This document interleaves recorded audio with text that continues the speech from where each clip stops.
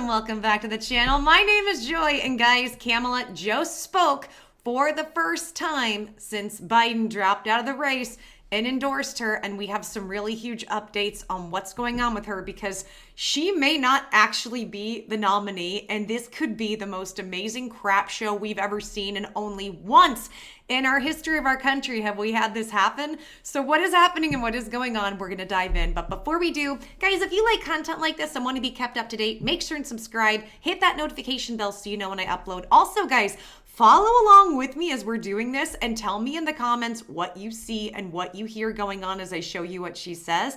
And then leave a like, everything helps. So we're just gonna jump in. You guys know Biden dropped out. He's endorsed Kamala and she's finally speaking up. So let's take a look. This is her first event and we're gonna see exactly what she says. Here we go.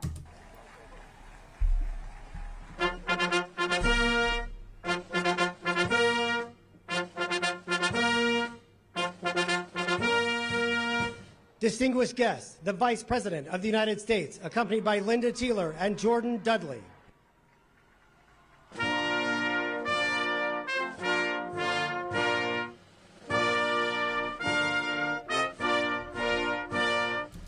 Okay, first of all, so did they know to stand up or did somebody tell them to? You know, sometimes like when you're in an arena or a different place and there's an audience, they'll have like cues for the audience, right? Did they just all decide to? Also, guys, the music. The music for these things, like I talked about this with the NATO thing, right? When Biden hosted everybody for the NATO summit. It's just, it's so like self-congratulatory and pompous. And I'm not even saying it about Kamala. This is not a diss at Kamala. It's just how these people operate. I could not take myself seriously being in this position and have music like this playing as I like walk out somewhere. Like, I don't know, like, how amazing do y'all think you are?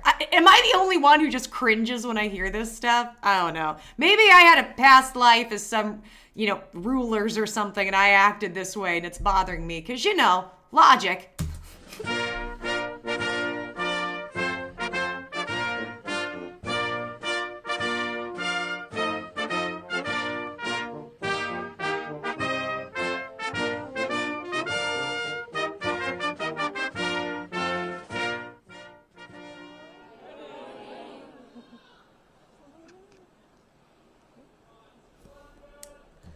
All right, so we know people kind of make fun of her for her hyena laugh or whatever. She does, like, look at her. She looks so, like, no matter what, I'm not even saying you like her, you don't. She looks super excited to be there. This looks like she's like, this is my moment. And you know what? For whatever you want to say about her, she did the work on whatever level and she rose through the ranks to get to this point. You kind of have, give her the props. You got to congratulate her. I'm not saying I like her. I'm not saying she should be president. I'm not saying she should be good at any of this or be in the position, but she looks excited. I'm happy for her. Oh, she's giggling. Here's the hyena. Good morning. I'm Linda Taylor, Senior Vice President for Championships at the NCAA. You've been asked to... And she just told everybody, sit down, sit down. Okay. She looks real excited. She's kind of giggling. She's telling everybody to chill. So far, I'm liking it. I gotta tell you, I don't like her. I don't want her to be president, but so far I like this. So sit, please. I'd like to thank President Biden and Vice President Harris for organizing this event today. This is an incredible backdrop to celebrate incredible achievement. I want to start by congratulating all of you on your successful season. There are more than 5... Y'all probably don't care about this. However, I just have to point it out. The lady that's talking right now, I don't know who she is. I like her outfit. I like it. I like it. And also I noticed the one right behind her with the yellow. I love the color yellow, number one, because it reminds me of the sun. I like their little outfits. Okay, so far I'm digging this. Because you all wanted to hear about the fashion choices. Okay, I'm a lady though, and I love fashion because it's art, and I just have to point it out. 500 student athletes in more than 1,000 NCAA institutions across the country. Many of those teams and student athletes started the season with the goal of achieving a national championship. You all have done that. You're the best in your sport. You've crossed that finish line. You will forever be NCAA champions. Congratulations.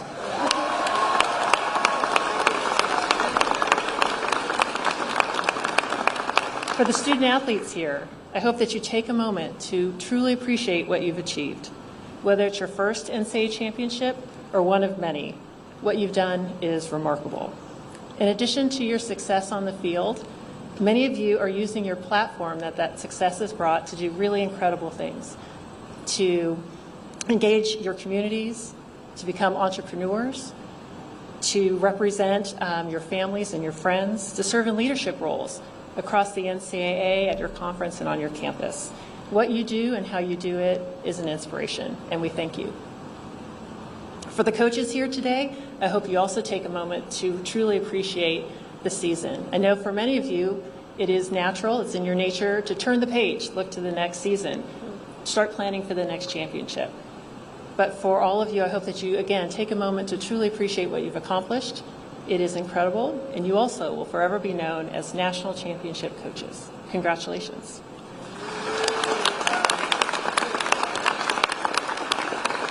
Having worked on a college campus for over 21 years, I understand that it takes teamwork to make this particular dream work. And so I want to make sure we shout out those athletic trainers, medical personnel, strength and conditioning coaches. Yep, let's go. Right?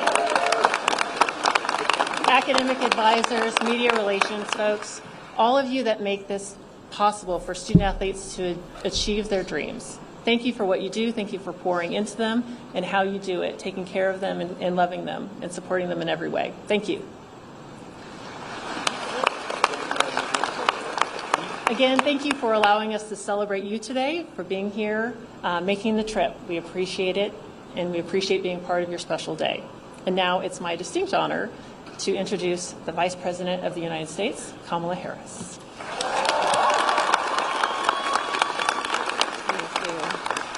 Greetings, everyone. Greetings. And Linda, I want to thank you for all you do to support these extraordinary student athletes. And it is good to be here with so many leaders, including, of course, members of Congress, members of our administration, and our extraordinary athletes.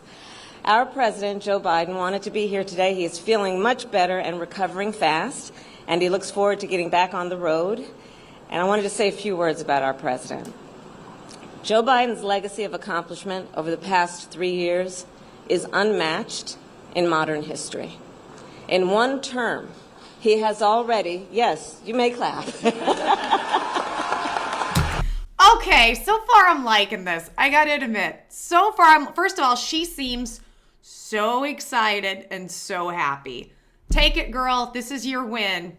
Whatever you did it. Good job. And she's telling everybody, sit, relax. She's allowing them to clap.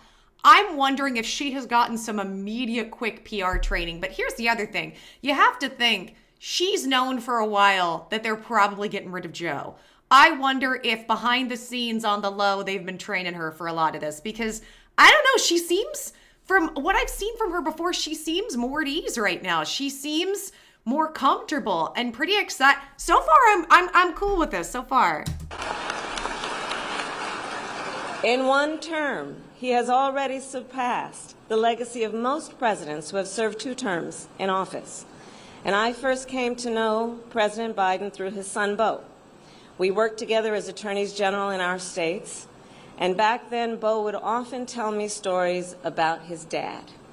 He would talk about the kind of father and the kind of man that Joe Biden is.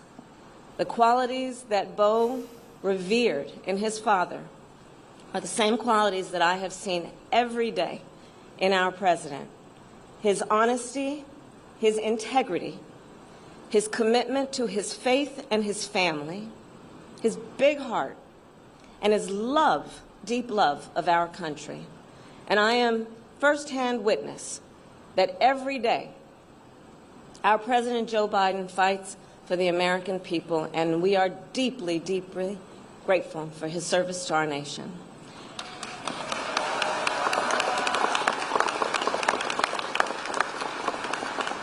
And so with that, on behalf of our President and Dr. Biden, I am honored to welcome all of you to the White House to celebrate the achievements of these great athletes. Every one of them is a national champion, a national champion. In America, tens of millions of people play a sport as a child, and the best of the best grow up to become national champions. Here today, we have 7 undefeated teams, 11 repeat champions, and 20 first-time winners.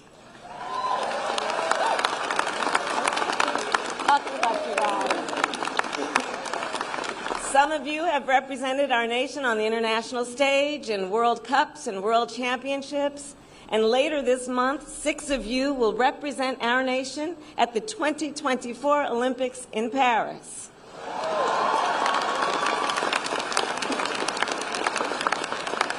As members of Team USA, you are ambassadors for our nation, and with pride, we will cheer you on. And we look forward to congratulating you when you bring home the gold. So to all of our athletes, I know it was not easy to make it to this moment. Each of you has faced challenges and obstacles, and you have endured. You have fought back and fought through. By doing so, you demonstrated that true greatness requires more than skill. It requires grit and determination. You all know what it means to commit and to persevere. And you know what it means to count on teammates. During the course of a long season, sports teams become a family. You rely on each other. You develop relationships that will last a lifetime. And you make the people around you better in every way. And when you play, you inspire people across our nation. You remind all of us what can be achieved with hard work and ambition. And of course, none of you made it here alone. Today, you are surrounded by the people who stood by you every step of this journey, the folks who support you on and off the field, your friends, your family members, your coaches, your trainers, and teachers who for years have cheered you on. So today, again, let us give them a round of applause.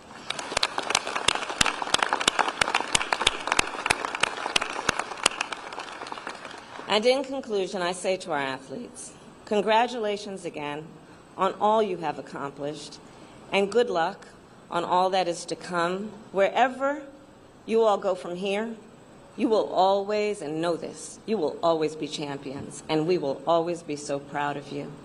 And so now it is my honor to welcome to the stage Jordan Dudley, who plays on the Florida State University women's soccer team and our U20 women's national team. Please welcome Jordan.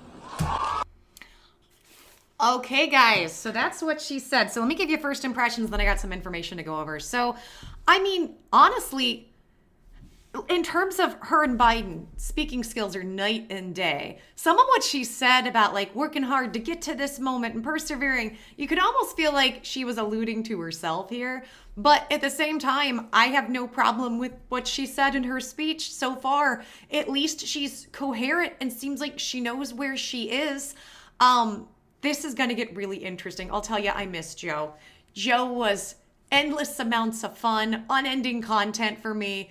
But I feel like we're going to get more of a race and more of good debates with her. I mean, we would have had amazing theater with Joe just because it's such a dumpster fire. So we'll see what happens. But this is so far interesting, and she hasn't yet said anything about the presidency. She did say really great things about Joe Biden, which, you know, to her credit, she's not like bashing him. Not that she would. I mean, Joe left and said, go to Kamala. But I do want to show you some information that we have about Kamala. She raised $50 million after Biden's exit for the presidential race. So let's go over this from the BBC. And it says, Democrats poured in nearly $50 million in donations for Vice President Kamala Harris's presidential campaign since President Joe Biden dropped out of the race on Sunday. The progressive donation platform Act Blue said the amount from small donors marks the biggest fundraising day of the 2024 cycle. I think that means people are pretty happy. Grassroots supporters are energized and excited to support her as the Democratic nominee, said Act Blue on X. Donors who had pulled back their funding over concerns about Mr. Biden's age say they now intend to resume their support for the party. I was going to say, like George Clooney, a lot of these celebrities, like who really gives a crap about what they think? None of us. But I wonder if now they're going to be holding their fundraisers again and, putting their noses in the air at all of us and sniffing their own farts and just throwing money around because who cares? The party raised over $27.5 million in the first 5 hours of Mrs. Harris's presidential campaign. That number nearly doubled by the end of the day. The surge in donations in the last 24 hours in the single biggest for online contributions to Democrats since 2020, according to New York Times, when Act Blue raised $73.5 million after the ending of Supreme Court Justice Ruth Bader Ginsburg. They are also the third in Act Blue history, which counts donations made to most Democrats in the House and Senate, as well as nonprofits. The new funds mark a significant turn for the Democratic Party, which has seen support erode from major donors after Mr. Biden's poor performance in June's presidential debate against Donald Trump. Grassroots funding from small donors has also diminished, according to Biden campaign insiders cited on U.S. media. But soon after Mr. Biden's announcement to drop out of the race and endorse an endorsement of Miss Harris's bid for the White House, Democrats went online to contribute a startling pace. Win with Black Women. A group of Black women leaders held a Zoom call with more than 44,000 participants on Sunday night to throw their support behind the vice president. The group said it raised over $1.5 million in 3 hours for her for the presidential campaign. It says Joe Kotchett, a San Francisco-based political fundraiser for the Democrats, told NBC News that donors are now ready to dig into their pockets. Among them is Gideon Stein, president of the Mariah Fund, and a donor for the party who told the U.S. news outlet that he will resume his funding after having paused it because of concerns over Mr. Biden's electability. Several high-profile political donors have also indicated their support for Ms. Harris and the Democratic Party nominee. Reid Hoffman, the co-founder of LinkedIn, called the vice president the right person at the right time. I wholeheartedly support Kamala Harris and her candidacy for president of the United States in our fight for democracy in November, he said in a post on X. Another big-name political donor, Alexander Soros, the son of philanthropist George Soros, said Ms. Harris is the best and most qualified candidate we have. But others, like entrepreneur and investor Vinod Khosla, hope I said that right, called for an open process at the convention and not a coronation. The key still is who is the best to beat Trump above all the other priorities. Netflix co-founder Reed Hastings, known to be a Democratic mega donor, previously told the New York Times Biden should step down as Democratic Party nominee. So let's go ahead and go over this. All of this is good news for the Democratic Party. However, we don't yet know who's going to be in. They have to elect her. So they voted in and they elected Biden, but they haven't done that with her. And here's the latest on what we know. This could be a situation that we're not going to know till the DNC. And it's possible, it's very possible that they're going to go ahead and let people fight for the position, including Kamala, and then they decide at the DNC, which is just going to be crazy. And it's going to be a lot of madness. This hasn't happened. This has happened like one time in our history. It hasn't happened in like over 100 years. We've had a situation like this. Here's the thing that I'm curious about. What are Democrats going to do? They now know that their party has been lying and lying and lying to their faces repeatedly and taking their money and lying. And this is the truth of what is. This is what's been happening. How now, in any way, can they trust this party? How can they do that? So to me, it looks like this is a clear path for Trump victory. I'm not saying that's the case, but I am saying this is going to be an amazing piece of theater watching this show until the election. And on top of that, guys, we also have the heightened issues with what's going around Trump. Unfortunately, I do not think the chaos around him or the assassination attempts, I don't think it's the end of this. And that's really upsetting. So right now, I'll be covering this later. Kim Cheadle, she is in a hearing when it comes to all of this. And I'm going to go over the highlights because from what I can tell so far, she's giving no information and just lying. But again, that's what the Secret Service does. What do you guys think about her first speech? I mean, I think in terms of optics, it looks good, but we're going to have to hear from her and Biden on, like, you know, the actual big speeches on I'm accepting the nomination or I'm accepting that President Biden has said that I should step in, the endorsement. And then we also have to hear from Biden, which will happen later this week. So make sure and stay tuned for that, guys. And to get that information, make sure and subscribe, hit that notification bell, and also sound off in the comments. Tell me, what do you think about all this? Like the video, everything helps. All right, guys, until until later, until we go over Kim Cheadle and all her fun little lies on what's going on with how they didn't protect Donald Trump, and I think allegedly they possibly were in on the situation. That's it for me for the moment. Until then, I'm giving y'all hugs, mwah, kisses, stay safe, and as always, your girl will see you soon. Bye.